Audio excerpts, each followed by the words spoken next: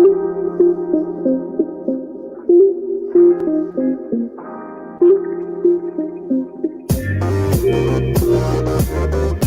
to the Wolverine Digest podcast, the best spot for objective and authentic coverage of Michigan athletics. If you want open dialogue, honest opinions, and in-depth coverage of the maize and blue, this is the podcast for you.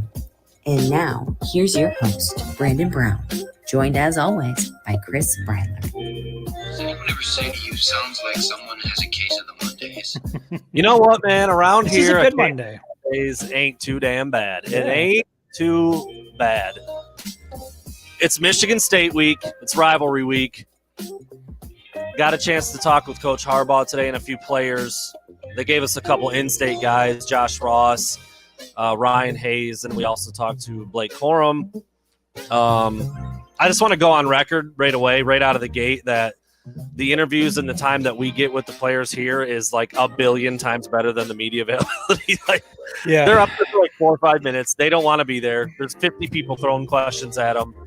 They give like 10-second answers and then they're out. They're ready to dip. I think today was before practice, so it's just, I don't know. Plus, it's rainy, it's gloomy, Yeah, it's kind of chilly. Today had that feel. Today certainly had that feel. But no, it was good. I thought Jim Harbaugh said a few really, really good things, and then I thought he had one kind of another one of those things where I'm like, God, Jim, like just don't, man. And then of course I post something about it, and somebody on Twitter says, like, he's not going to throw him under the bus. What do you want? And I'm like, again, there is a large range of things you can say between everything's amazing. This is the best offense I've ever seen, which is he didn't quite go that far today. And then, like, you know, shitting all over your team and throwing people under the bus. There's a long range. There's a wide range in there of things you can say. Anyway, we've been over that. It just annoys me that people think it's like one or the other. It's either what we get or you just trash everybody. I'm like, no. There's a lot more in there. Anyway, okay. We talked to Coach Harbaugh, though. I thought he said some really good things in terms – I mean, he was using words like national championship and Big Ten title. Like, he doesn't usually do that. He doesn't usually go there. I love that he did, because if they win on Saturday – I mean, shoot, man, right now they're 7-0. They're sitting in a great spot right now. But if they win on Saturday, those talks become very, very real, because Michigan will be maybe in the top 4 of the initial college football playoff rankings. It'll be close. And you see what the other do, and you know, if another team loses, whatever, they're gonna be on the cusp. They're gonna be. I'll tell you this: if they win on Saturday, they're gonna be on that last slide, right? You'll have the top 4. And then you'll have a couple teams at the bottom. Michigan will be on that page. So we were talking about this earlier when we got on the phone. I'm just shocked that we're here, and I'm shocked that this is the scenario. I know that a lot of people are feeling the same way this week. I mean, if you would have told anybody preseason that this is what we were headed toward, a top 10 matchup in East Lansing, all the eyes of the college football world, you know, on the state of Michigan. This is just such a huge game. Nobody saw this thing coming. And yeah, you can't, I don't know, man. I feel like Christmas is coming. I know that I'm supposed to maintain my cool. I said it on social media. I feel like this could be the game where I get kicked out of the press box. This might be, the shirt could come off. We hope the not. shirt could come off. We hope that doesn't happen. I'm about to throw a comment up right away. Joseph McLean, you have to film a high school game on Saturday. Quit your job. Ooh. I mean, quit your job. What are you doing? What is that? Who's making you do that? Quit your job. Quit your job. Ain't no high school game important enough to miss this one. This is historic. This is history. Wow. You know, you're going to witness history on Saturday. You can't miss a high school game, taping it. Ooh, nah, couldn't be me. Could not be me. Nah. Yeah, that's crazy. That's crazy that you would have to miss a handful. I mean, it's been a lot of years now. Quite a few years back, my buddy got married on Michigan State Day, and I was in the wedding. I remember, like, what are you doing? It's awful. I told you my wedding was on the bye week, September 28th. It was a great day. There was no distractions. I could be fully committed to my wife. The attention was there. It was great. We just went with the summer. I mean, what are you guys even doing with the fall wedding stuff? Well, I mean, we love the fall. We love the fall weather, the fall vibe, the fall feeling. Like we've always wanted like a fall wedding, but you know, you got to look at the schedule, and that was the date. So everybody always says, well, what's the significance of September 28th? And I always say, that's the bye week. All right. I wanted to put the ball in your court just real quick. Do you want to do TFG right out of the gate right now? Do you want to get after it? Let's just get after it right now, because I got really upset earlier today, and I got to get it off my chest. All right, you want to lead us in, or you want me to just start rolling? Chris reached out to me, and he was bothered. He was bothered. I'll do mine because mine's pretty easy and pretty straightforward. It's James Franklin. It's James Franklin. You lose to Illinois in a 9 overtime game, but did you hear the latest? No. He has since fired his agent and hired an SEC super agent. So now everyone's like, he's going to LSU. Like that's it. It's a wrap. Like, I think this guy that he hired, the agent that he hired, represents like 10 or 12 of the head coaches in the SEC. Like, that's what this guy does. And James Franklin fired his agent and hired that guy on the heels of the 9 overtime loss to Illinois. I mean, this fucking guy. That Franklin shine is wearing off. First of all, why do they want him? Why does LSU, and like he was mentioned for the USC job too? Like, why does that guy? Yeah. Speaking of that, Cody, I hear you. He says, "How about the guy who came up with the new overtime approach?" That's a this fucking guy. That was insane. 10 overtimes. Let's do that. That was no, insane. but I'll go with James Franklin. I just don't understand why a guy he's won a Big Ten title. Give him that. But he's beat Ohio State. He has. I just never. He's done things that if it had happened here in Michigan, the entire tone of the fan base is different. That's fair. You know, playing for a Big Ten title, playing in the Rose Bowl, like those are the things that Michigan fans have really missed out on. So, I hate to do this, Brandon. I don't want to take it there, but I got to go at another fan this week for my TFG of the week. And you're right. So my ears don't get on fire. I'm going to get a little upset here, but I mean, I called Brandon earlier today. I'm in a panic. I published a story. I'm talking about Michigan's track record, their history of facing AP top 15 teams on the road. Go ahead, Brandon. Let me say something real quick too. Chris is a passionate guy. He gets into stuff gets to him when he thinks he's made a mistake, or he thinks he's off, or it gets to your heart, man. You're a heart. You are your heart on your sleeve, dude. You let it get to you. That can be a great thing. In this case, it probably wasn't. My heart is my curse, but nevertheless. So I put out a story about Michigan's track record against AP top 15 teams on the road. And basically what it says is Michigan hasn't won a game like that since 2006 in South Bend against number 2 Notre Dame. Well, I get some gentleman in the comments section that's telling me, well, you're crazy, and this is what the media does, and Michigan's won plenty of those games. They just weren't ranked at the end of the season, yada, yada, yada. Long story short, it turns out I don't think he read the article because he didn't realize that I was talking about road games against AP top 15 teams. So this gentleman's mistake, his failure to read the article, caused me to go into like an hour and a half panic trying to like backtrack Wikipedia, look at stats, figure out where the hell I screwed up. So we'll just call this gentleman Bo. We're not going to give him a last name, but if you're a Bo or you are Bo, do us a favor, man. Like read the content we put out, because I promise you, we spend a lot of time on this stuff. We want to give you guys good content, and I want to engage with you in the comment section. It just makes it really, really, really hard to do it when we're not even working with the same set of facts. So help us out a little bit, read the articles, and we can have some really good dialogue in the comment section. Is this too harsh? I put this out there today. It's a motto I've begun living my life by. One of my favorite stand-up comedians all time, George Carlin, old school, started doing it way before I was even born, but I'm going to hold this up so everybody can see it. Think of how stupid the average person is, and then realize that half of people are stupider than that. That's all you need to know. Well, working in this profession, you get good exposure to that. You get good exposure. And look, to the most of you, like especially the fans on the Winged Helmet, I say it all the time. You guys are great. You're phenomenal. You're engaged. I devote so much of my time to that platform because it's just, to me, it's such an amazing place to be and I love it. So I don't want you guys to get it wrong, but there are definitely, sometimes the loudest people are the people that just don't do their homework. So to the vast majority of you, I appreciate you. To the rest of you, read the damn article. It's the same way for me. I mean, I've carved out a decent little following on Twitter. Again, most of it was from recruiting. I mean, that's what I did when I came into the game. I was covering recruiting all the time. Kind of made a name for myself. Feel good about everything I've ever done. I stand by everything I've ever done. And there's a vocal minority of maybe 30 to 40 D-bags who just like they have me on alert so that they can come at me every time I put something out. First of all, that's some weird shit like that. I don't know who lives that way. I'm glad I don't.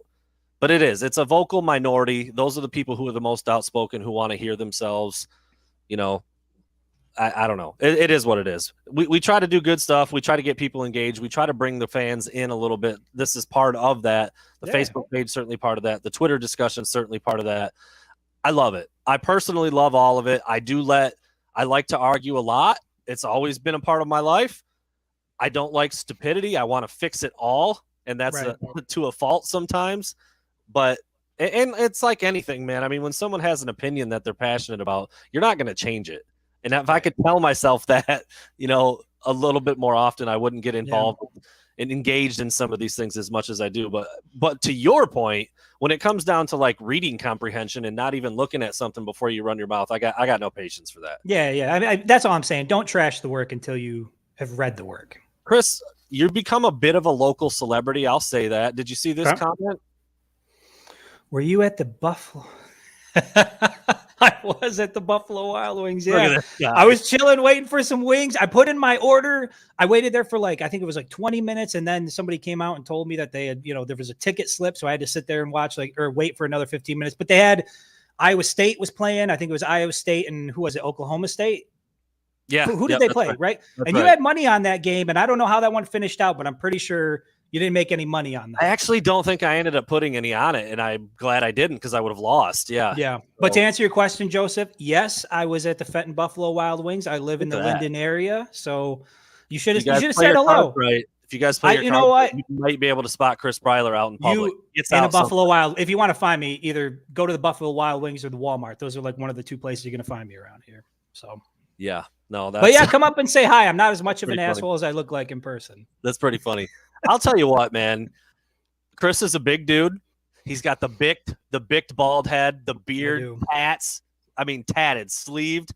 Might be the nicest dude I've ever met. I'm gonna throw that out there, man. I'm gonna say hi to Chris. I appreciate it. Say hi to Chris, man. You will enjoy the interaction. All right.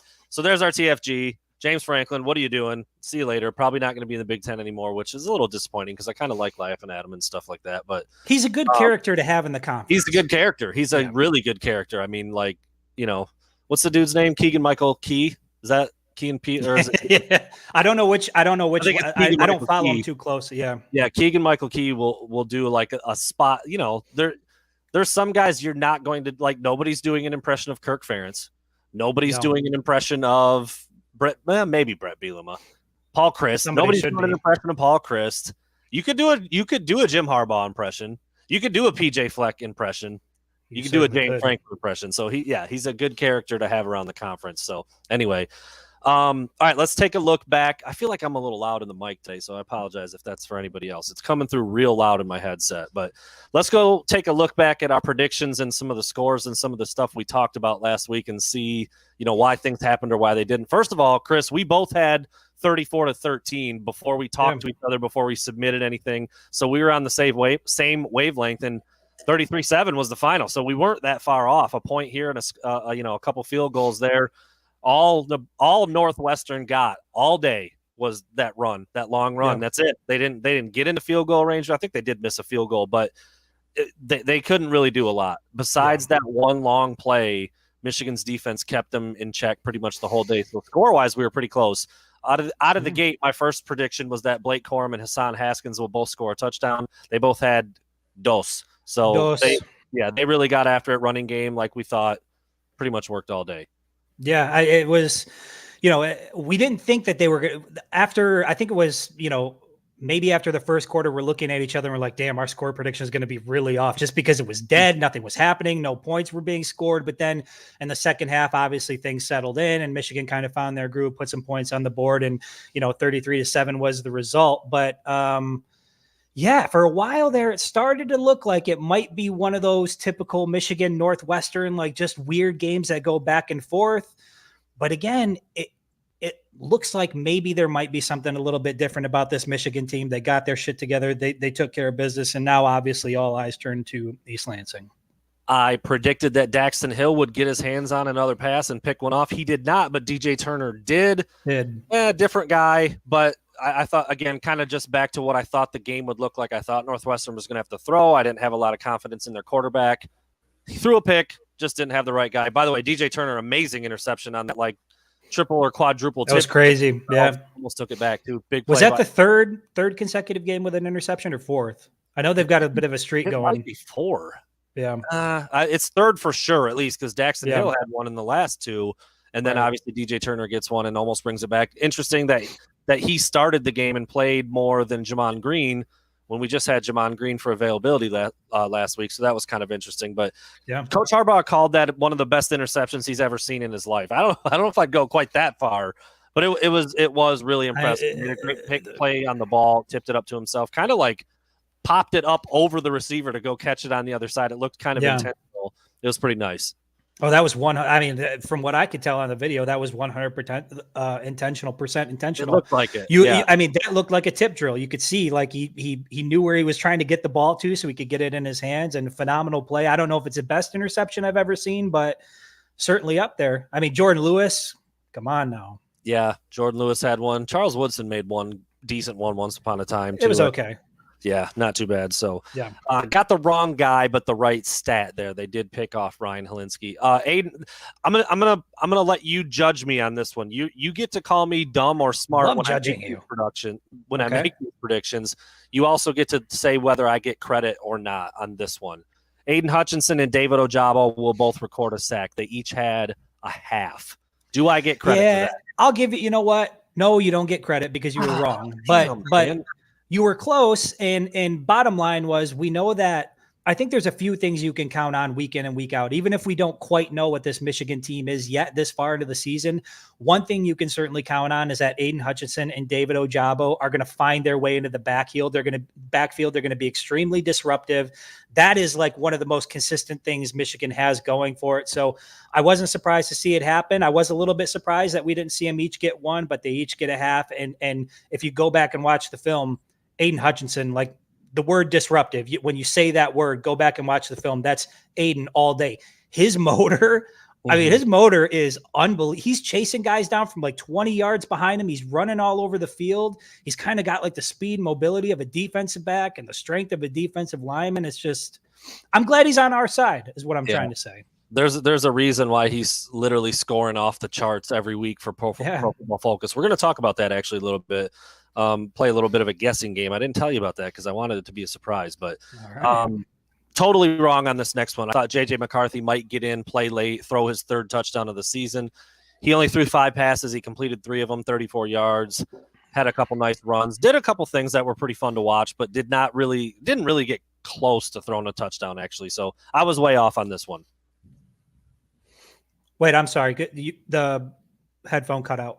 Did I cut out? J.J. McCarthy throwing his third touchdown pass did not happen. Didn't happen. Didn't really. I mean, he only threw it 5 times, and he wasn't really throwing it down the field. Yeah. Well, I think that's something that we'll probably end up discussing. I don't know if we're going to discuss it today, but as the week goes on, I think I actually guessed under. Right. I predicted the under because the way that Michigan's been using him lately, right? They're just not trusting him to throw the ball. Like he's going in, he's doing the read option plays, which, by the way, we're working really, really well there in the third quarter. Again, I'm sure we'll get to that. But no, I'm not surprised that he didn't get there.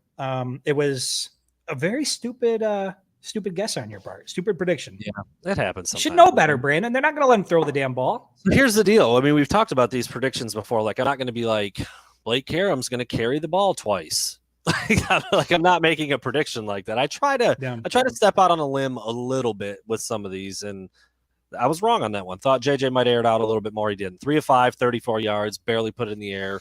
And again, did look good running the ball, but we probably will get into that throughout the rest of the week. But the putting him in, and he's going to be in. What's this going to be? And then he comes out. You're like, what the hell's going on? And then at the end, like, Cade's even hurt. He's limping around out there. He's still in the game. I'm like, why? Okay, anyway, we'll get into that later on in the week. And then last but not least, I'm pretty proud of this one, actually. Very specific. Northwestern will only score 1 touchdown. It's exactly what happened. Yeah.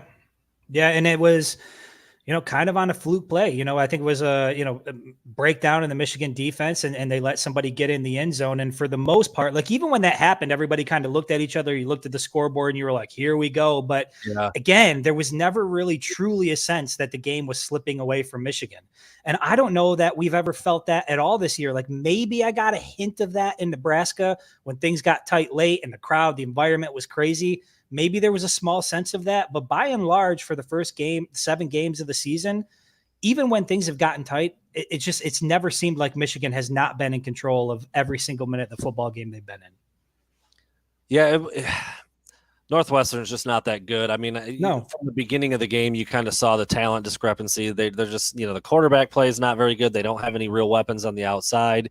Really nice run by that running back to score from 75 yards out, but that was really it. He didn't really get loose at any other point during the day. They did hit Michigan a little bit here on like a wheel route, I think it was, and then a screen on 3rd and long they converted. And Jim Harbaugh talked about those things after the game. He said we really got caught on like 3 plays the whole day. That's it. Yeah. And that was it. And one of them happened to be the long touchdown run. But yeah, I didn't think Northwestern would find their way into the end zone very often. They didn't.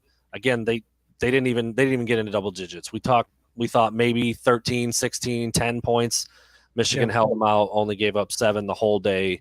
Pretty impressive if you ask me. I mean, dude, like any team in the country these days in college football, like can score a little bit. So keeping a team in single digits like that is pretty impressive, even though Northwestern's not that good. Yeah, and the last time I looked through, I'm not sure if it's through the first 6 weeks or 7 weeks, but the last I looked, Michigan was only giving up about 14 points a game. So, I mean, they're not letting opponents score. Obviously, the bulk of their schedule or the hardest part of their schedule is yet to come. But again, so far so good. Like they can only take care of business with what's in front of them, and they've done that with every single team they faced so far. So you got to give them credit for that. As far as that specific stat goes, though, even though I would say Michigan State and Penn State are 2 of their toughest games remaining and 2 of their toughest games of the whole season, I don't see either one of them scoring a bunch of points either. So I still think Michigan's defense is going to be pretty good numbers wise and have that average points given up stay pretty low. I don't know. I just don't think either of those teams are super high power where they're going to score 35, 40 points on Michigan, even though both of them are on the road. So all right. 2 more segments. One of them's long. That's burning questions. We usually spend a good amount of time on that. And then I have this little guessing game that I want to play with you. What do you want to do first here, Chris? I'll put the ball in your court again. We want to. You know what? I feel like finishing with burning questions is the way to go. It always seems like a nice way to ride out into the sunset. Okay, I'm going to play the game show music, even though we're not really doing like a game show. I just have a little something going on while I'm going to have you do these guesses. Pro Football Focus. I personally like those numbers a lot. They break stuff down in a way that nobody else does. It's not quite gospel because you'll hear coaches and players say, well, they don't know what we're doing on that particular play. Right. There's no way they can possibly give us a grade. Football's not that complicated of a sport. Like when you snap the ball and you go back and watch the play over and over for all 11 guys, you can pretty much tell what it is they're trying to do, and they either accomplish that or they don't. I mean, it's not that hard to figure out. Are they batting 1,000? Certainly not. I mean, they're not. There's no way. Right, exactly. There's no way that they're getting every single thing right. But I feel like if you're grading in a consistent way and you're looking at the same things across the board for every team and every player, even if you're a little bit wrong, you're going to be a little bit wrong the same way every time. So long story short, I value the Pro Football Focus numbers. I think they do mean something. I think when you can compare player to player and you can look at game to game and you can think back like, oh man, I remember when that linebacker blew that coverage, and you can go look at their coverage grade and like it's not very good. I think there's a lot of value in it. So I say all that to say, who and this is where the guessing comes in. We're going to do 3 players on offense and 3 players on defense. Okay. We'll start with defense because I think this is a little easier. Who do you think was the top graded player for Michigan on defense on Saturday?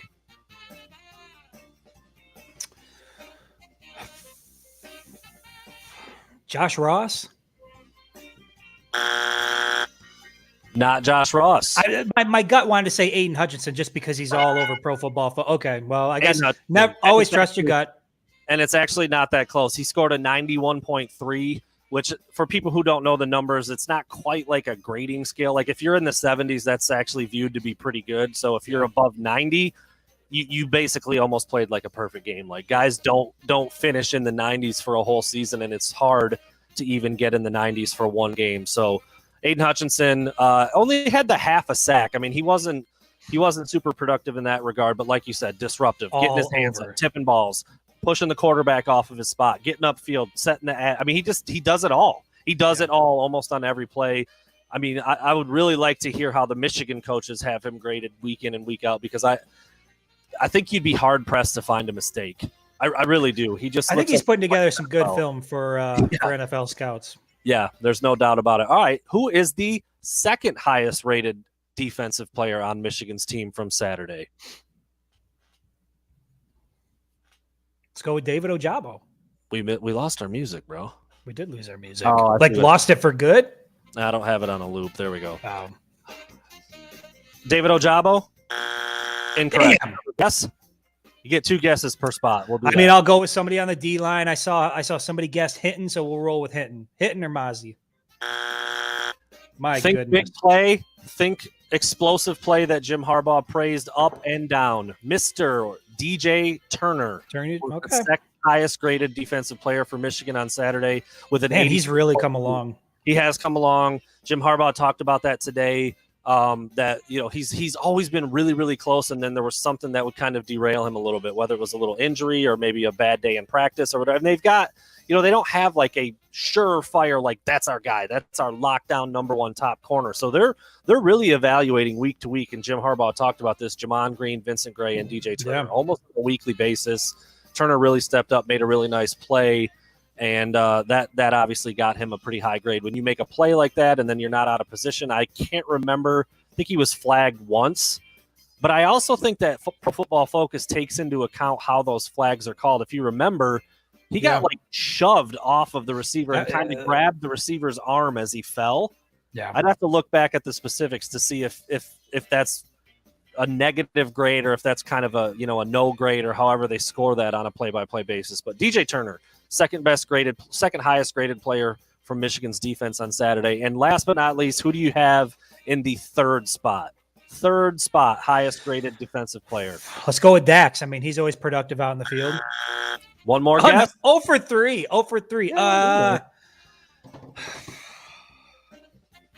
Give me RJ Moten. Should have went back to where you were before. It was Mozzie Smith. You did say that you felt like the interior defensive line played pretty well. Yeah.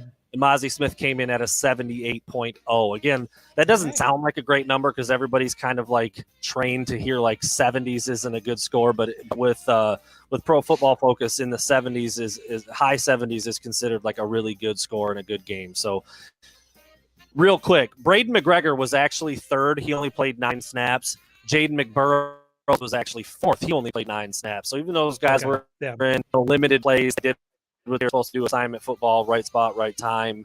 And so Aiden Hutchinson, number 1, DJ Turner, number 2, Mozzie Smith, number 3 for guys who played the bulk of the game. Braden McGregor, Jaden McBurrows with a couple of nice scores for some of the backup. All right, we're going to the offense now because offense is my specialty. Side.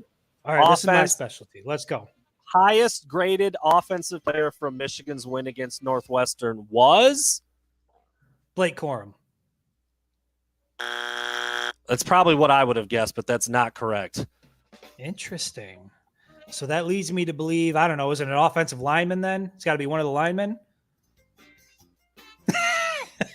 We'll go with no, it's not going to be a lineman. I mean, I want to say Hassan Haskins. Blake Corum and Hassan Haskins had a hell of a day. The highest graded player from Michigan's win on Saturday on offense was none other than Eric All, who has really been coming on lately. Wow. I believe he led the team in catches on Saturday, and he also blocked extremely well. Eric All had 5 catches for 34 yards. So, again, I mean, we all know about how Michigan's throwing the ball, so he didn't have a lot of yards, but he did grab 5 catches and blocked really well. His scores in both pass blocking and run blocking plays were really high. He finished as an 84 overall, 84.0. And in a role that, I mean, like Michigan's offense is really leaned on the tight ends in the running game, especially. And then when you throw in 5 catches, you can understand why he graded out the way that he did. All right. Go back. I'm 0 for 4. Do I even know what the hell I'm talking about? What am I doing here? Again, these are pretty specific. Like, you have to think a lot more than just like what shows up on film. I don't really technically know all the things are being graded on. Right. What shows up as a highlight play, and also like stats aren't really necessarily part of it. So it's a bigger deal. It's a bigger deal. How about number 2, second highest graded player? I'll give you a hint. You can go back to the well here. Well, then I'm going to go back to Blake Corum. Damn you, I meant Hassan Haskins. There it is. There we go. Checks in at number 2. So then number 3 is Mr. Corum. Mr. Blake Corum. All right, so the 2 running backs who both went over 100 yards, both had 2 touchdowns. Hassan Haskins checked in at number 2 with an 83.2 score, and Blake Corum was actually number 4 at 77.4. J.J. McCarthy was the 3rd highest ranked player on the offense, but he only played 14 snaps. So usually I skip over those guys that aren't in the game very much. I haven't set like a specific percentage of how many plays they need to be in there, but there you have it. Eric All, Hassan Haskins, and Blake Corum, the highest graded players from Michigan's offense, and Aiden Hutchinson, DJ Turner, and Mozzie Smith, the highest graded players from Michigan's defense against Northwestern on Saturday. You love to see it. Just on the surface, I mean, do you like those scores? I mean, are you surprised? Do you feel like I don't really mess with Pro Football Focus anymore? You did just go like 0 for 5. I did. Well, I got one. Wait, did I get one?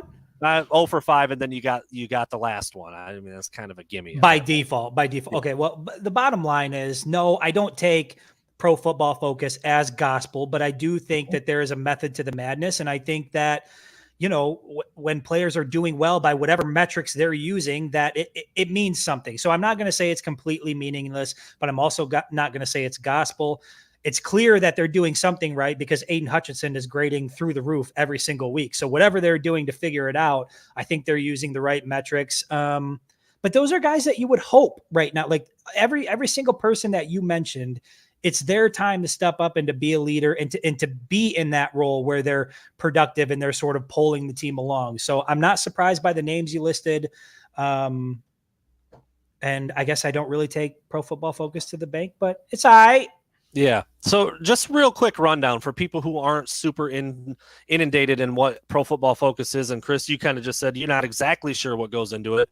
But for Aiden Hutchinson, for instance, he played 43 total snaps on defense of a possible 56. 15 of them were against rushing plays, 27 pass rushing opportunities, 1 coverage play. His overall grade was 91.3. His pass rushing grade was 90.7. He didn't do great in coverage. He only had 1 coverage play.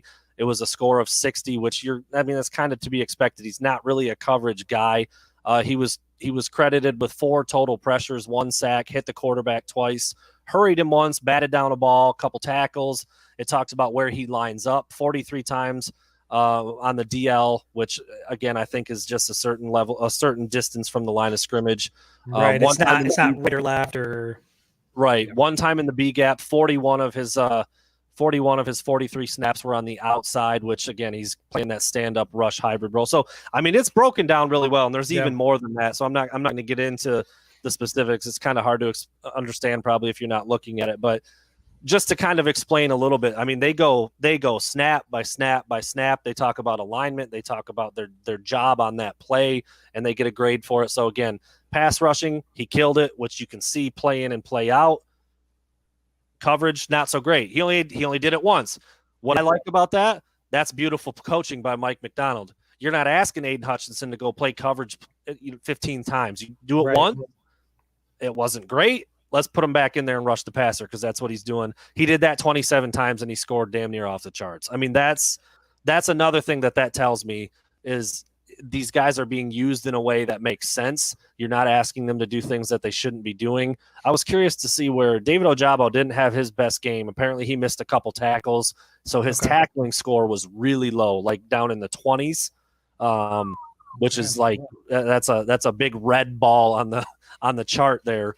But yeah, I mean, like if you have an opportunity to make 5 tackles and you only make 2, like you should get knocked for that. And I don't know if that's the exact number, but that kind of shows you how they come to these scores and what it really means. And, big picture, kind of how they come up with these numbers. Cause for people who are on Twitter, Chris and myself and all over social media, Pro Football Focus has gotten quite large. And every week it's like Aiden Hutchinson, best edge rusher in the country, Blake Corum, best running back in the country. And a lot of people hang on those things and are pretty proud of those things. So I think it's good to kind of understand what Pro Football Focus does. And I use it a ton. I mean, I'm constantly looking at snap counts, where the runs are going. They break all that stuff down, the kind of coverages that the corners are in, the routes that the receivers all run. It's pretty legit. Put it this way. They're doing their homework. So when they come out with something, you can't completely just discredit it. There's a lot that goes into it. They're obviously doing their homework. And like I said, there's a reason why somebody like Aiden Hutchinson is grading through the roof every week. It's because whatever formula they're using to put together that grade, it's the right formula. Right. You still with me?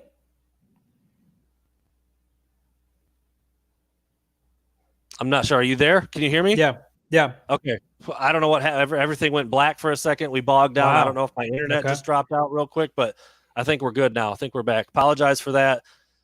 Technical difficulties, man. You got to love them. Live TV. Look, my back is not sweating. I'm anxious. I'm nervous. Isn't that crazy how quickly that happens? Like, dude, I go from okay to like freaking the fuck out when I feel like I've screwed up somehow or I lose a live feed or something. We talk about it all the time.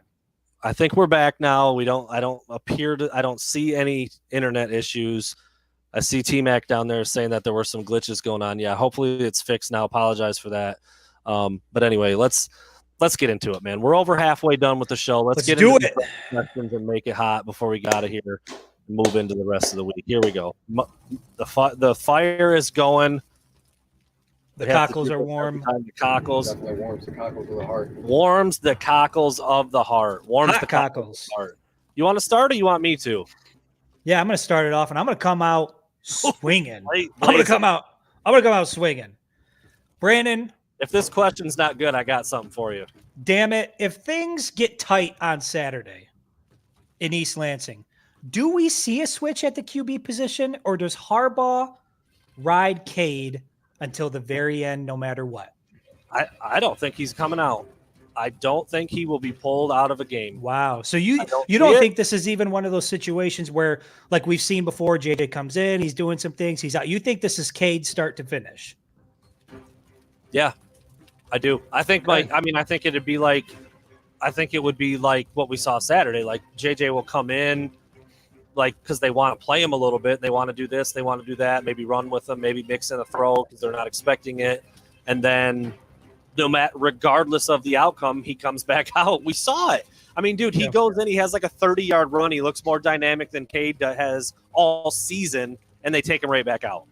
So, I mean, like, if you're not going to do it in that game against Northwestern at home, they're not doing that at Michigan State. No way. Can we just say for the people out there, that sequence of events, and I put it in the article, I think I might have mentioned it in the article I put out today, but when JJ came out after that second long run, everybody in the press box sort of like looked at each other, and it was like a collective like shrugging of the shoulders. Like we didn't know, like literally out loud, we're like, are we all looking at the same thing? Which is why I put that title in the article, because we're all starting to feel like we're kind of going crazy up there. Like we've got a good vantage point. We can see what's happening.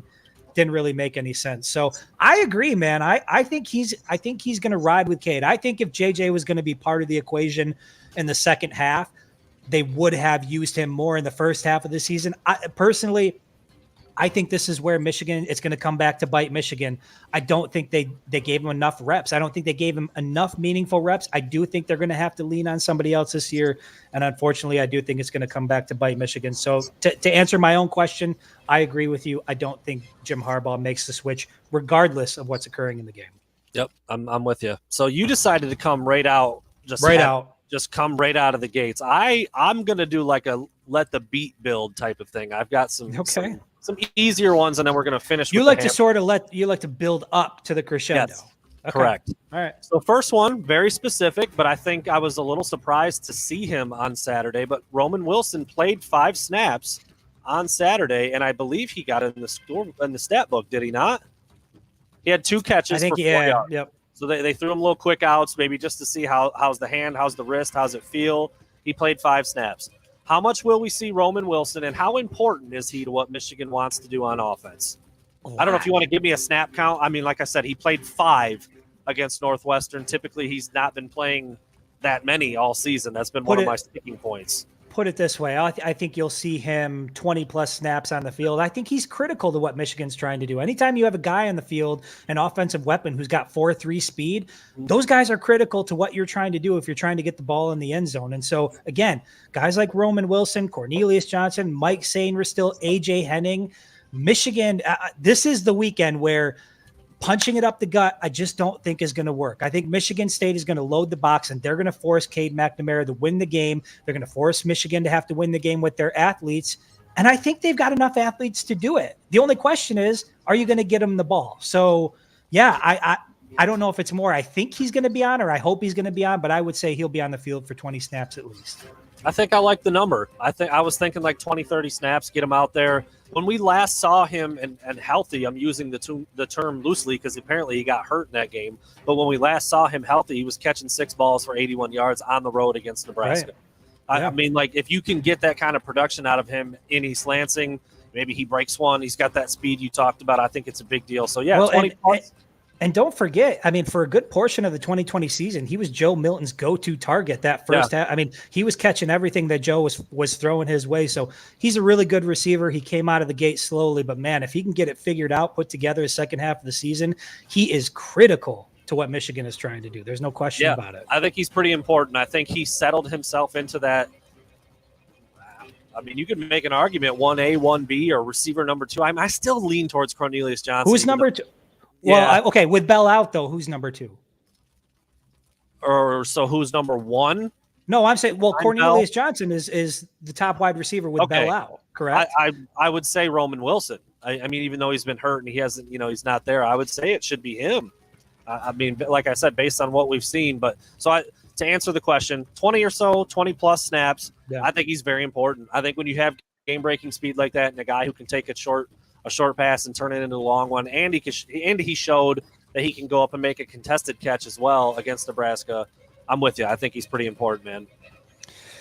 You know what? I kind of lied because my questions also build to a crescendo. Somebody just corrected me. Go ahead. Right. Ryan, it was he did it against Wisconsin. He didn't make the trip to Nebraska. I misspoke. Roman Wilson made his 6 catches for 81 yards against Wisconsin and then didn't travel to Nebraska, which I had that first, by the way. Just want to throw that out there. Well, it's not what I saw it breaking 3 days later. So, so yes, my questions are going to build to the crescendo as well. I'm going to go to number 2 here, Brandon. What would a loss on Saturday tell you about this Michigan football team?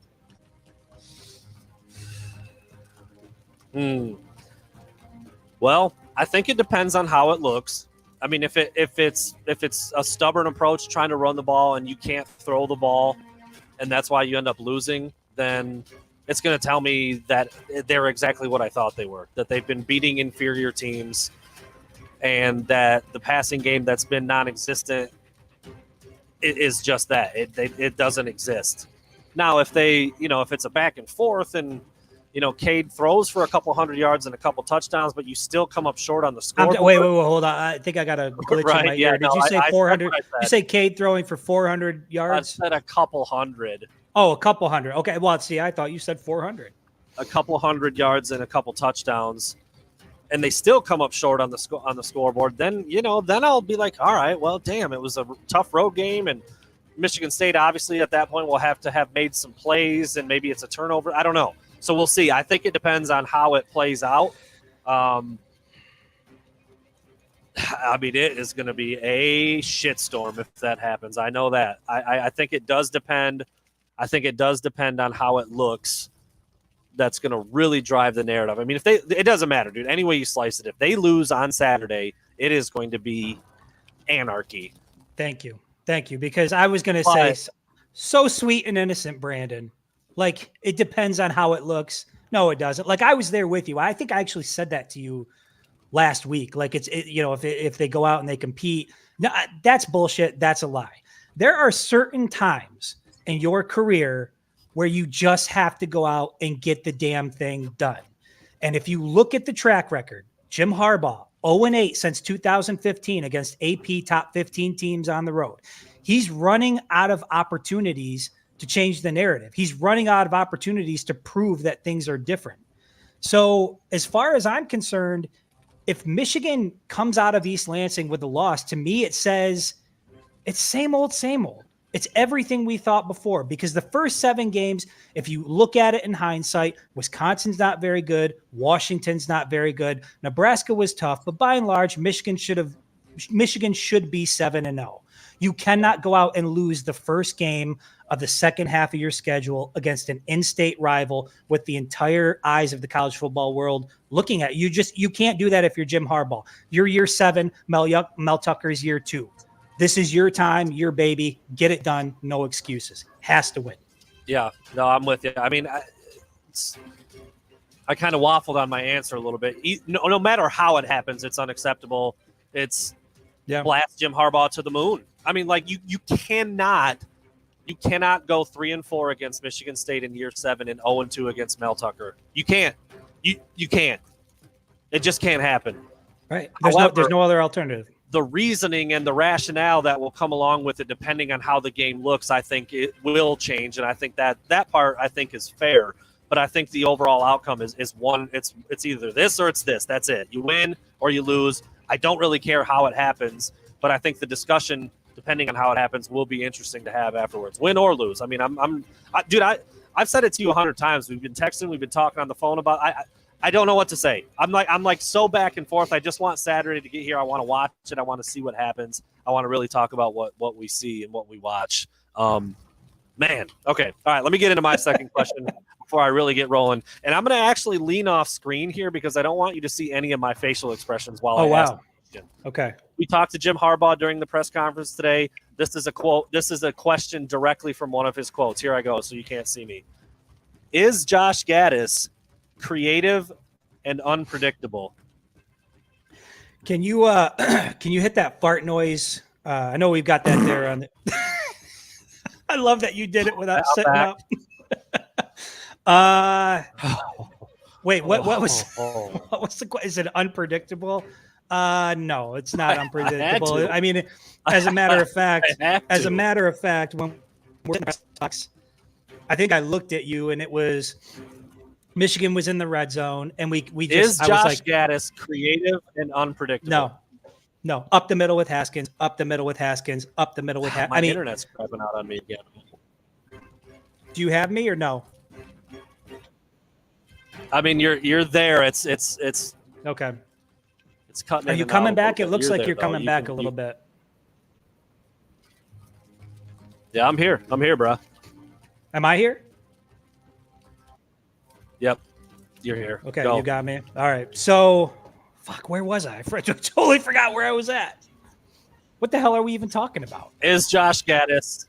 No. Is Josh Gaddis creative? No, Josh Gaddis is not creative. And the thing is, Jim Harbaugh doesn't need to say that. And you talked about this a little bit today. There's no need to have to go out of your way to polish a turd. Like, the offense has been okay. And I'm sure some of that is the fact that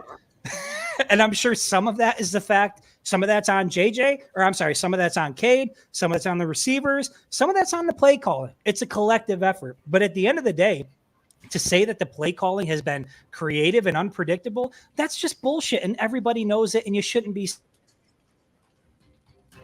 Yeah, this is what I was specifically referencing at the beginning when somebody came at me and said, like, he's not going to trash his guys. He's not going to throw anybody under the bus. And I'm like, I don't need him to do that, but he also shouldn't come out and make stuff up and just have a fictional press conference. Like, I broke this down in the story that I put up, the most interesting things that Jim Harbaugh said in his press conference. And that was one of the quotes that I quoted.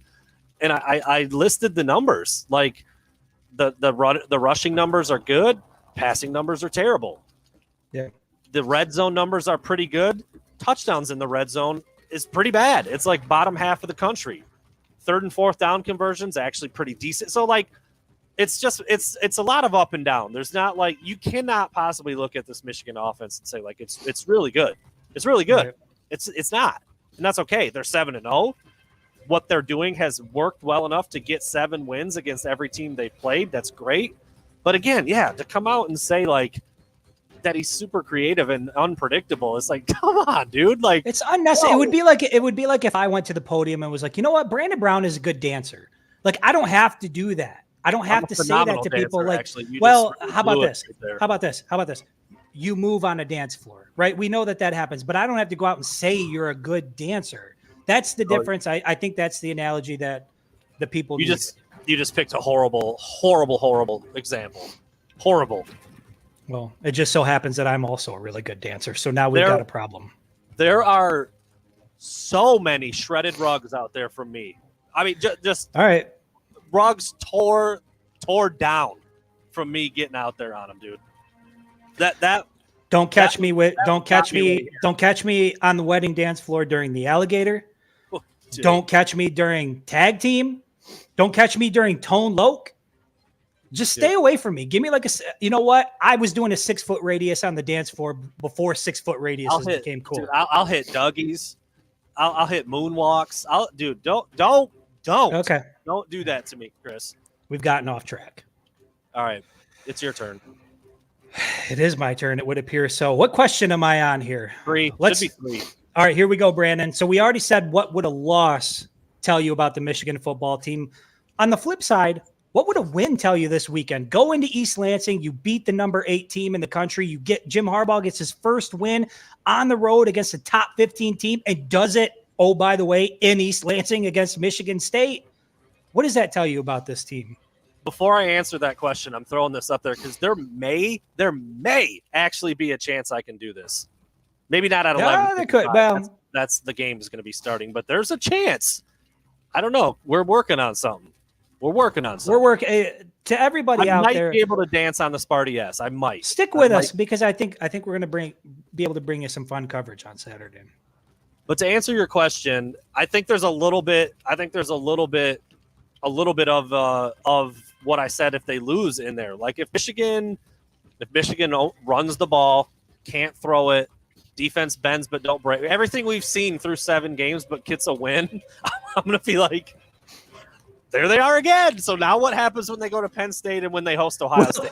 At that point, will the goalpost just be November 27th, like the final game of the year? Like, I feel like that's just where we're tracking. So if that's what happens, I'll just be kind of saying the same things. Like, all right, they beat Michigan State. I thought they could or should, or, they're picked as a favorite, whatever.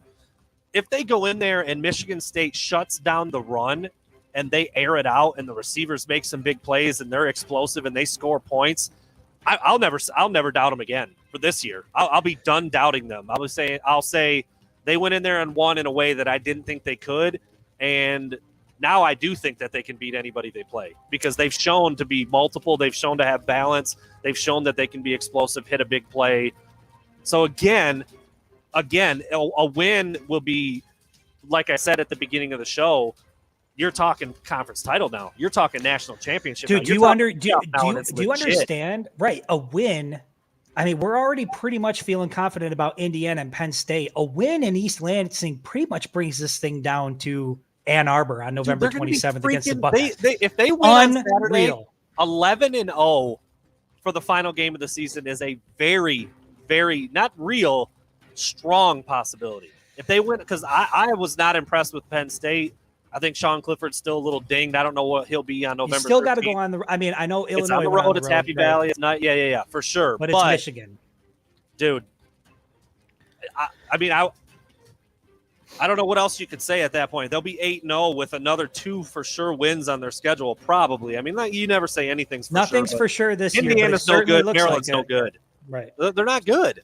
Right. So I would Certainly expect Michigan to win those easily, and then you've got the 2 big boys, and we'll see what happens with those 2. So here's what I think. I don't care what it looks like, man, because it wasn't until I went back and looked at the numbers, the 0-14 since 2010, the 0-13 since 2010, 0-8 since Jim Harbaugh's been here. If he does it, it will be the first time since he's been at the University of Michigan as head coach that he's done it.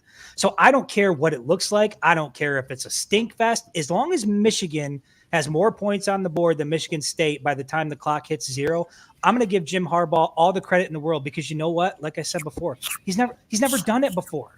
He's never done it before. This is everything.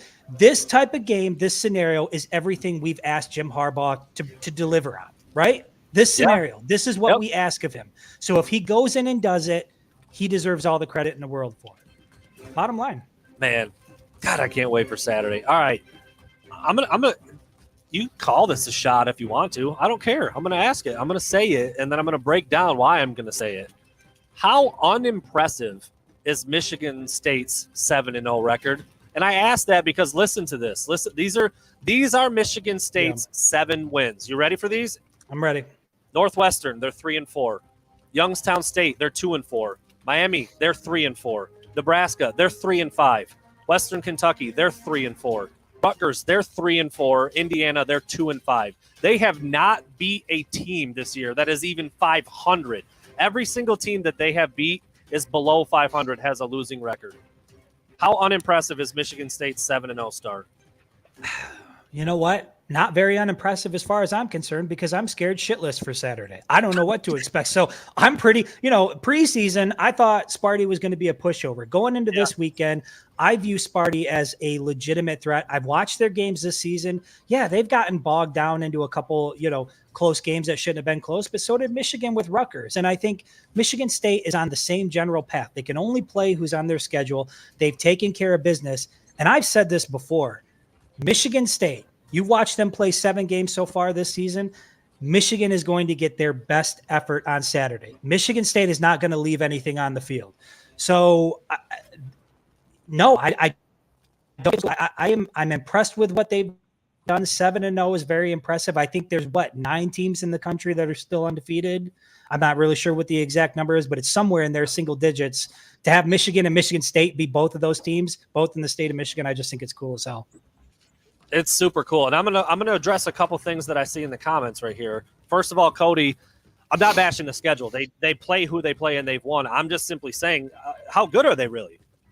Look, if I'm gonna have this kind of criticism for Michigan, where I'm asking myself, how good are they really? How good can their passing game be? How dynamic is their rushing attack against a really good team? Because I don't know if they played a really good team yet. If I can say that about Michigan, I can certainly say it about Michigan State, who's played even less competition, in my opinion. Michigan has beaten 3 teams with a winning record. 2 of them are from the MAC. It is what it is. And one of them is Wisconsin, who's now 4-3 after beating Purdue this weekend. See, they did that on the road. And that's why this game is such a big deal, because it's set up for whoever the loser is. It's almost like the general consensus is this is the first real game that each of these 2 teams is going to play all season. So you can't go into your first real game of the year on the back half of your schedule and drop it. I think, and I said this before, I don't think it'll be as catastrophic in East Lansing, because I think generally speaking, people are happy with the job that Mel Tucker is doing. But the same cannot be said for the folks in Ann Arbor and the Michigan fan base. The Michigan fan base is divided on what this program is, where the program's headed, whether or not Jim Harbaugh is the right guy to lead it, and whether or not he wins or loses on Saturday. That's going to have a big impact on where that conversation goes for, the remaining weeks of the 2021 season. So you got to get the W. You have to. So just in case people aren't aware, Western Michigan is 5-3. Northern Illinois, surprise team of the season in the MAC, is 6-2. And as I just said, Wisconsin is now 4-3 after beating Purdue this past weekend. So I'm not schedule bashing. You can't move games around. You play who you play. But I mean, when you look at how Michigan State got to 7-0, they're doing it against 7 teams that are losing most of their games. That's a fact. I mean, I'm not saying it's not impressive. I'm not saying they're not way freaking better than I thought they were. and I don't know who I'm going to pick to win the game yet on Saturday. So obviously, I respect what they're doing. Peyton Thorne is playing really, really well. Kenneth Walker's a Heisman candidate for a reason, and they've got two very fast, very speedy receivers in Jade Reed and Speedy Naylor, and their defense is stingy. So I'm giving them all the respect that they need. I just think it's the first time I've really looked at their entire schedule from start to finish as I was prepping for the show tonight. I mean, they're not invincible. They have a good win. They're not Ohio State under Urban Meyer or even under Ryan. Like they're not at that level, but they are as good of a team, as good of a Spartan team as Michigan has probably seen under Jim Harbaugh. So I think their record is impressive. More importantly, more impressive than their record is just the fact that they're getting the W's. They're taking care of business. Michigan State traditionally is always good for they'll go on the road to Northwestern or they'll be at a sleepy game against Nebraska in the afternoon and they'll drop one. They'll look like shit. They haven't had that really happen so far this year. They've looked good under Mel Tucker. They've got momentum. I'm going to wait for what I was just going to say for my next question. Go ahead. You're up. Number 4 for you. All right. Number 4 for me. Ooh, Brandon, I'm going to put you in a tough spot here. I love it. Is Mel Tucker in East Lansing next season? I think he is. Yeah, because I thought maybe he was going to be up for this LSU job, but it looks like that's all but filled with James Franklin. Okay, because a week ago you were really leaning towards departure. Poking the bear a little bit, but it was warranted. I mean, he was the favorite in Vegas for a little while there. He was the favorite to put a bet on. Again, I'm not like a pro gambler, but I've gotten into it more over the last year. Vegas is not in the business of losing money, so when they put something up, there's a reason for it, and they know what the hell they're talking about. So when Mel Tucker was the odds-on favorite to coach LSU for a little while, I thought that was noteworthy. Obviously, it's the middle of the season. There's a long way to go, and some of the developments recently with James Franklin seems to indicate that he might be the next guy. So I think Mel Tucker is back at Michigan State next year. Yeah, I think so. I mean, I know that there was a lot of talk about him possibly going elsewhere, but he seems to really embrace East Lansing. He's embracing Michigan State, and I think he's embracing this rivalry. And the fact that Michigan State's 7-0 and, knocking on the doorstep of a top 5 ranking, and if they can knock off Michigan, Indy's looking possible, or college football playoffs is looking possible. I think Mel Tucker's got a pretty good gig right now. I don't think he's trying to leave anytime soon. Yeah. Yeah, no, I've got a bit of an echo in my headset, just so you know. So if I dip out, I'll be back. Okay. All right. Well, my question is we've kind of been talking about it through these last couple of questions, but if you could pick one thing or one area, or maybe it's a player specifically, what worries you? Said scared shitless might have been that term that you used, I think, right? Yeah. You're shaking in your boots over there a little bit, man. Shaking, man. Shaking in the Skechers. Do you have them on right now? No, I've got on sandals. Okay. I'm in the house. I'm wearing my house slippers. What worries you most about Michigan State? What's at the top of the list? What worries you most? Their passing game, their wide receivers. They guys like Naylor, they can get downfield. They're quick. They can catch the ball. They can stretch the field. I've still got concerns about Michigan's corners and coverage and whether or not they can stay with guys like that. I mean, they're not at the level of like a Chris Olave, but this is going to be the best receiver core they've faced all season. That's my biggest concern. I think if Michigan State is able to get the ball vertical and Peyton Thorne can move the ball and get it down to the receivers and they can get big chunk plays, I think Michigan's going to be in a tough spot because I don't think they've got the kind of offense that can win against a team that's scoring a lot of points. Same thing. It's the same answer for me. I think Daxton Hill is going to be locked up with Jaden Reed all day. I believe he did that last year, if I'm not mistaken. I think it was Reed's worst game of the season last year. So that means that you've got Speedy Naylor and you've got Trey Mosley, who's overlooked out of that tree. He's a good player too. I think they're both better athletes than Vincent Gray and Jamon Green. And I don't feel like I know quite enough about DJ Turner yet, but obviously he hasn't been playing a lot. Yeah. So if the Michigan coaches are going to play those other two guys, I think they're all going to play. I think they're all going to get cracks at guarding those guys. I think they're going to try to figure it out with multiple approaches. We've seen that with Mike McDonald all year. It's not just going to be a man-on-man line up and hope you can run with a guy. But yes, I'm worried most about their pass catchers, their receivers, the trio of Jaden Reed, who I think is going to be neutralized by Dax Hill. I think he kind of will be like a spy or a shadow with him wherever he goes. You don't want to get beat by that one dude. And then Jalen Naylor and Trey Mosley can go get a big catch too.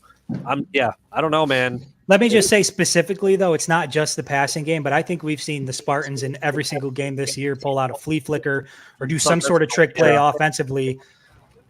In addition to the fact that they can just move the ball down the field, that trickeration, the flea flicker type stuff, I could see Michigan biting on that. The Spartans getting up early, and if the crowd's into it and the Spartans have an early lead, you're going to spend the rest of the afternoon trying to claw your way back in. So, yeah, no doubt about it. All right, last one from you, man. Let's have it. All right, last question, Brandon. Is October 30th? Hold on. This gets said a lot. I hate that it gets overused, but I'm going to use it in this instance because I think it's true. But I want to ask you, is October 30th the biggest game of Jim Harbaugh's Michigan coaching career to date? Yep. I think it is. I don't even think it's close. I mean, at this stage of his career with the fan base kind of in two different Jim Harbaugh camps, I mean, dude, certainly the 7-0 start has calmed a lot of people's nerves, and rightfully so, with good reason. They've done some things that they haven't done in the past. They feel like they're playing together. The energy from the new staff, there's not much to complain about. So I think that's calmed the crowd down a little bit. But if he loses that game and does the things we talked about, falls below 500 against Michigan State, 0-2 against Mel Tucker, dude, I don't know how you get it back. A win over Penn State's not going to change much. All your hopes are on Ohio State. You'd have to beat Ohio State. That's it. That's the only thing that's going to save that crowd from becoming the much more vocal majority. It won't be a minority anymore. It'll be a majority, and they're going to be loud. They're going to be loud. I mean, everybody knows where I've been on Jim Harbaugh already. I didn't think he should have been back this year. And so if you lose to Michigan State, it just kind of solidifies the things that I've had an issue with from the beginning. Beats up on teams that he should beat up on, doesn't win any game of any real substance, hasn't been to Indy, doesn't beat Ohio State. And then now you can't even talk about turning the tide on Michigan State and getting a leg up on the Spartans. So I think it's going to be it's catastrophic. It is catastrophic if they lose that game on Saturday. Yeah, and I've seen somebody in the comments already say 2016 Ohio State. And I told you this on the phone earlier. I would typically agree with you. But if you go back to 2016 Ohio State, the fan base was united. Everybody was behind Jim Harbaugh. Everybody still believed he was the guy to lead the team. It's not the case in 2021.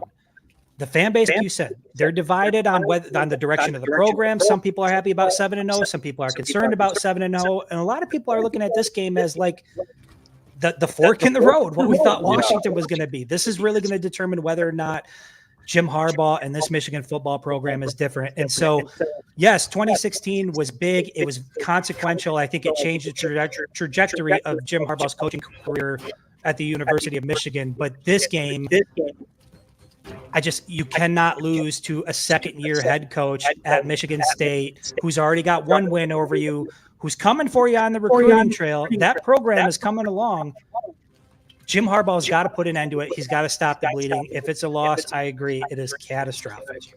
The 2016 game against Ohio State was monumental because it was the last game of the year. You win it, you're punching your ticket. You don't. It was the overtime. It was in Columbus. I mean, like at the time, and maybe the game itself, it was bigger. But I think where things are now in time, 7 years in, like you said, Chris, when they lost that game, it was heartbreaking. I mean, people were distraught over the way that game finished. The JT was short stuff, the losing in overtime. Now you're not going to Indy. That it did change the trajectory of the program moving forward after that. I don't think that's an overstatement. But nobody was calling for his head. Not one person was saying like he's not the guy. We were rallying behind him. It was the opposite. It was like, damn, look how close he is in year 2. He's already on the doorstep. It's going to have a totally, totally different feel. The magnitude and what was at stake in that one particular game, because it was the last regular season game of this last regular season game, and what was going to be coming after it, it was huge. But this one is going to have a much different feel if they can't get a win. It's not even close. I don't think it's even close because like the mood, the tenor, what everybody's going to be saying is going to be polar opposite. It's right, and you know what the kicker is?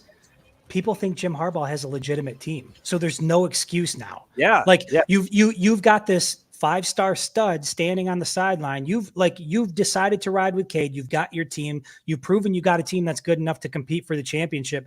There's no excuses to not get this W. This is a good football team. They've got more. I believe they've got more talent on their roster than Michigan State has on their roster. It's a matter of coming out, executing, and getting the W. And I go back to the fact that he's never done it before. If he does it, he gets all the credit in the world. But if they come up short in East Lansing, I'm not even going to say, just look, you'll see what happens.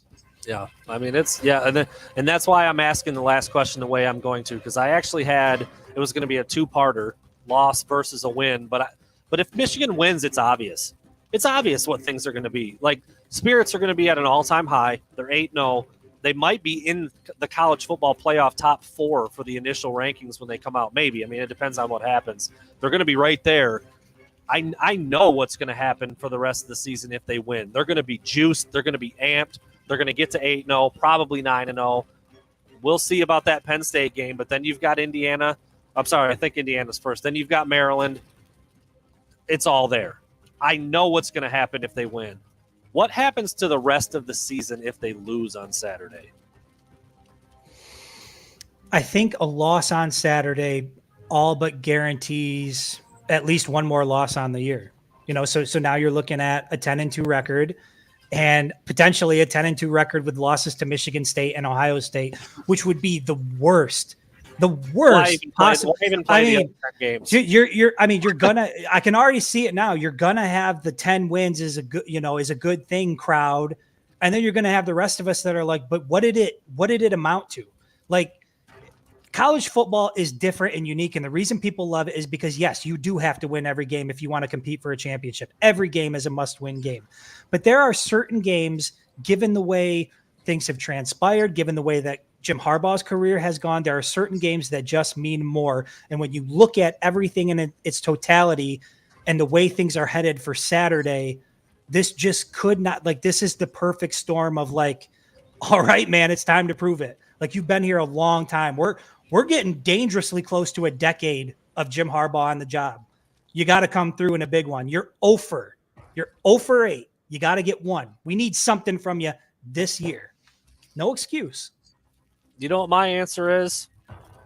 My answer to the question is, what happens for the rest of the season if they lose on Saturday? I'm going to take it back to like that snotty-ass kid in middle school. Who cares? Who cares? If they lose on Saturday, who really cares what happens the rest of the year? Because I'll already be thinking like what you just said. Like, it's a guarantee. I mean, like, there's no way they're going to beat Ohio State. If you can't win this game on Saturday against Michigan State, the talent level between those two programs it's not even worth mentioning. They're so far different, so far apart. I know Ohio State has to come to Ann Arbor. That changes things a little bit. Who cares? If he doesn't win on Saturday, if Jim Harbaugh and Michigan doesn't win on Saturday, who cares what happens? And I think there's a lot of people that, from my perspective, if mathematically there's still a chance that Michigan can get to Indy, still got Ohio State on the table. I mean, there's something there that you can hang your hat on. And I think I'll still be invested into the season as a fan. But again, you cannot lose the first big game on your schedule just look at the offseason for Jim Harbaugh, the contract negotiation, the restructuring of his staff, how we got here, what's gone on the first 6 seasons. There's certain moments where you got to come through. How do you feel about that? No, it is not bad. No. A loss on Saturday. Listen, a loss on Saturday will hurt like hell. There's no doubt about it.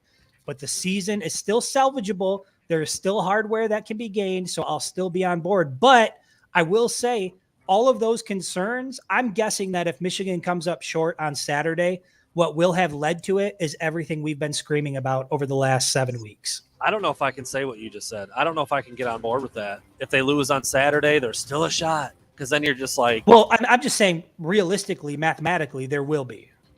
Right? There's still a shot for them to do what they need to do. I mean, if Ohio State, dumps a game somewhere...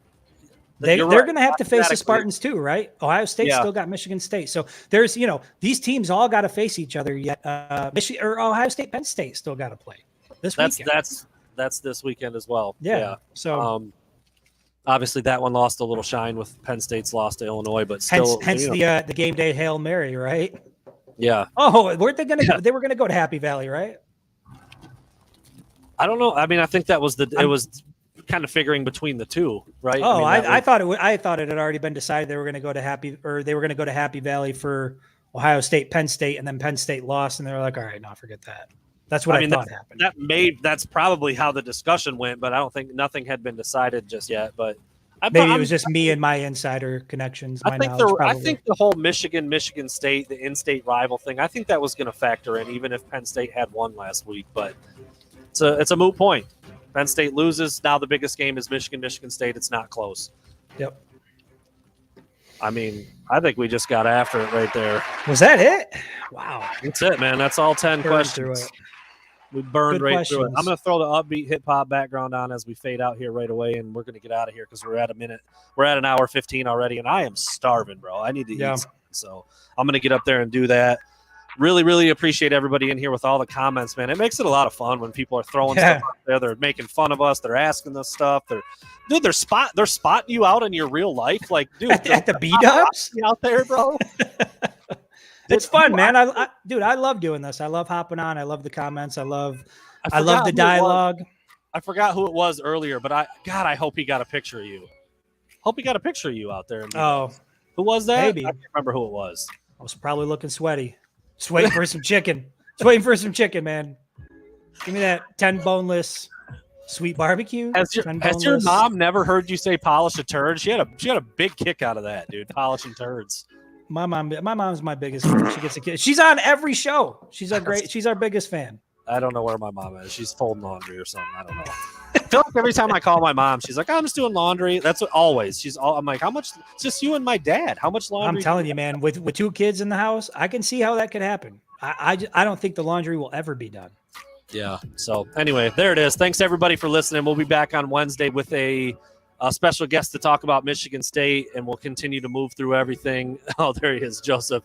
He will take a picture next time. The next time you catch Chris out slipping in his SpongeBob SquarePants pajamas, pants, and his flip-flops, get a picture of that, and we will post it on the show. No, appreciate everybody for tuning in. We'll be back on Wednesday night.